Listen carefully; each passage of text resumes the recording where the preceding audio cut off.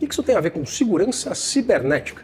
Isso porque Donald Trump ameaça agora cortar o sinal de GPS aqui do Brasil como uma forma de retaliação. Esse caso expõe essa dependência perigosa, do ponto de vista tecnológico, daqui do país em áreas estratégicas. E por isso eu converso agora com o Marcelo Branquinho, que é especialista em segurança cibernética e CEO da TI Safe, com quem eu tenho o prazer de dividir tela e desejo boas-vindas aqui ao CNN Money. Muito boa tarde, Marcelo. Boa tarde, Vitor.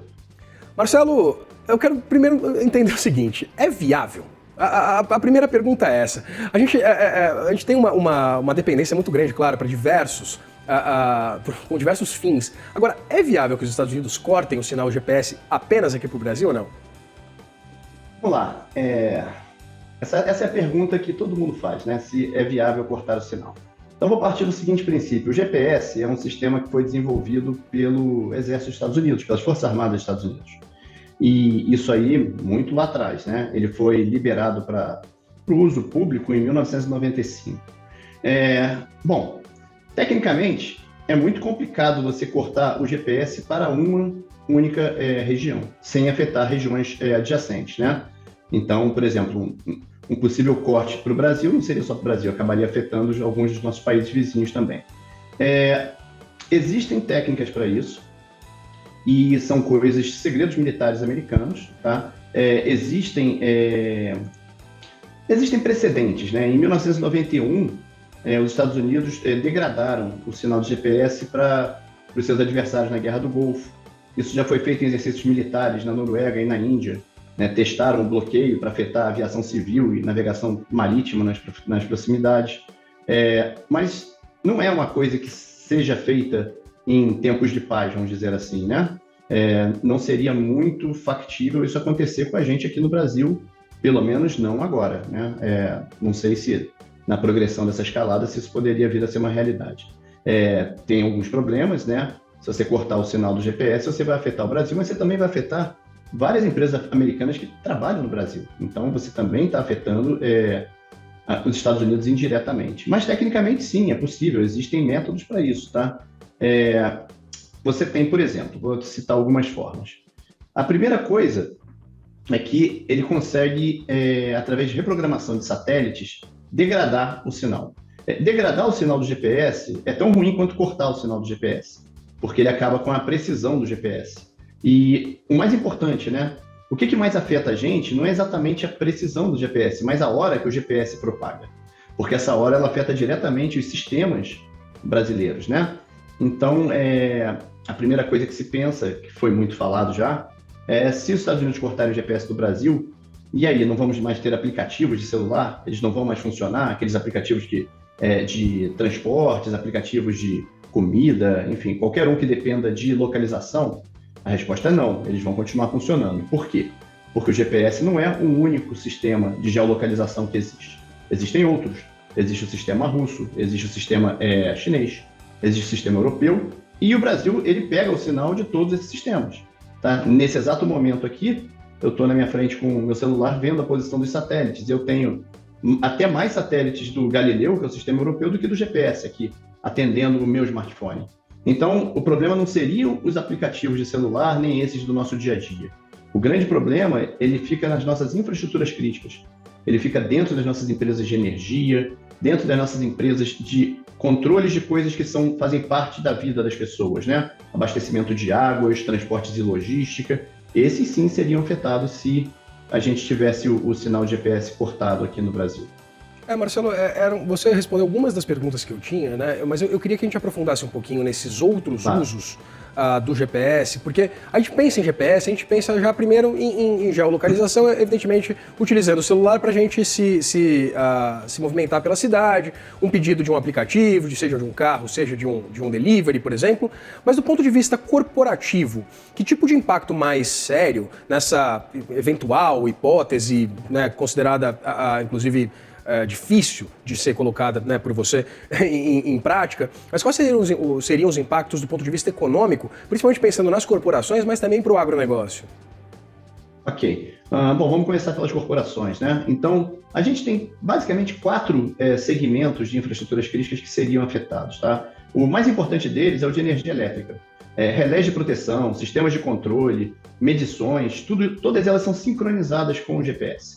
Então, por exemplo, numa rede de energia, a autenticação é feita com alguns protocolos que levam em consideração a data-hora vinda de um sincronizador de tempo. Hoje em dia, os sincronizadores de tempo modernos, eles são capazes de chavear entre sistemas de geolocalização, ou seja, se não tiver o GPS, ele vai para o GLONASS russo, vai para o Baidu chinês, vai para o Galileu europeu, e ele faz isso automaticamente, então não teria nenhum problema. O grande problema é que as nossas infraestruturas críticas, elas são antigas, né? A gente só passou a ter uma alternativa para o GPS a partir de 2011, com o GLONASS russo. Antes disso, tudo era GPS. E grande parte das nossas infraestruturas são muito anteriores a 2011. A gente tem infraestruturas de 30, 40 anos, subestações de energia bem antigas, hidrelétricas bem antigas. Então, toda essa infraestrutura, ela vai ser afetada porque ela não vai conseguir pegar essa hora, que é importantíssima no funcionamento dela, de uma fonte confiável de hora. Então, esse é o primeiro. Telecomunicações, redes móveis, redes de dados, elas vão perder o sincronismo e vai causar falha de cobertura de serviços. Sistemas bancários, transações financeiras, compensações, seriam afetadas. Transportes, né? Sistemas de rastreamento e controle de tráfego aéreo, ferroviário, marítimo, todos eles vão sofrer algum tipo de efeito. Resumo, toda a economia digitalizada ela seria afetada em pouco tempo se a gente tivesse a perda do sinal de GPS. Ele é aquele negócio que a população só usa mesmo em aplicativo, mas é importantíssimo para o mundo corporativo. No agronegócio, a gente tem algumas implicações, mas, por exemplo, tratores autônomos, né, que são aqueles, hoje em dia, grande parte das grandes fazendas brasileiras tem tratores autônomos, eles não têm piloto, eles são telecomandados, né, e eles se orientam por GPS, mas eles usam já outras redes alternativas caso o GPS caia, porque eles são dispositivos bastante recentes. Então, a gente não teria esse problema nesses dispositivos do agronegócio. Agora, em sistemas de controle do agronegócio, a gente poderia também ser afetado.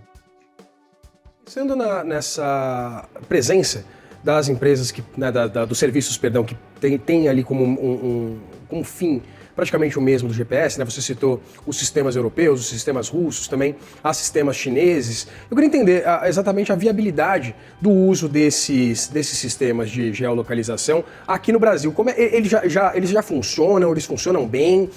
Eu queria entender se, eventualmente, de novo, uma possibilidade muito, muito distante, mas se de fato acontecesse do GPS ser bloqueado aqui no Brasil, essas estruturas elas seriam suficientes para compensar essa ausência desse sistema em operação aqui?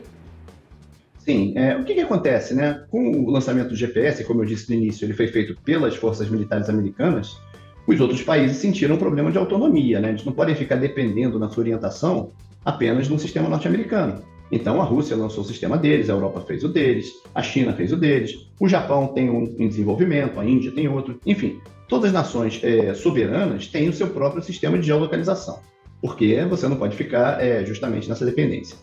Agora, quando a gente fala de uso disso, por exemplo, nesse momento, o seu smartphone talvez esteja usando o GLONASS russo, ou talvez esteja usando o sistema europeu. Você não comanda isso, ele pega o que tiver com o melhor sinal ali na sua área para receber. O problema, como eu disse antes, é que os sistemas de controle, os sistemas de infraestruturas críticas, eles usam outros equipamentos, eles usam sincronizadores de tempo, são equipamentos mesmo, né, hardwares, que eles sincronizam esse tempo com os sistemas de controle. E esses equipamentos nem sempre são tão recentes assim e nem sempre possibilitam esse chaveamento entre esses sistemas de geolocalização. Então, no caso de uma queda do GPS americano, é bem possível que muitos sistemas percam a hora e percam a sincronia. Esse é o grande problema. Como resolve? Você tem adaptadores que você pode colocar nesse sincronizador de tempo para pegar essas outras fontes de tempo. Só que isso depende de investimento, depende de preparação dessas infraestruturas, enfim, depende de um plano, né? O que eu quero dizer aqui é que o Brasil ele não tem um plano B para ficar sem o GPS a nível de infraestruturas críticas. A gente precisaria pensar nisso a nível de nação para poder ter um plano e efetivamente colocá-lo em prática, né? Ter gente treinada para isso, enfim, estar preparado para o caso do GPS sair do ar. E outra coisa, não só os Estados Unidos podem tirar o GPS do ar, ele pode cair também por fatores climáticos. Tempestades solares, tem uma série de fatores climáticos que também podem derrubar o sinal e degradar o sinal. Tá? Então, é algo que a gente realmente tem que ter um plano para caso ele venha a faltar algum dia, a gente poder rapidamente repor por um outro sistema alternativo e nossos sistemas não caiam, nossas infraestruturas não parem. Enquanto isso, eu não preciso sair daqui da CNN ali na Avenida Paulista e comprar um mapa como faziam os fenícios, né, Marcelo? Muito obrigado por essa disponibilidade de bater um papo com a gente. Marcelo Branquinho, que é especialista em segurança cibernética e CEO da TI Safe, com quem eu tive o prazer de conversar aqui no CNN Money News. Muito obrigado. Eu que agradeço, Vitor. Boa tarde. Até mais, boa tarde.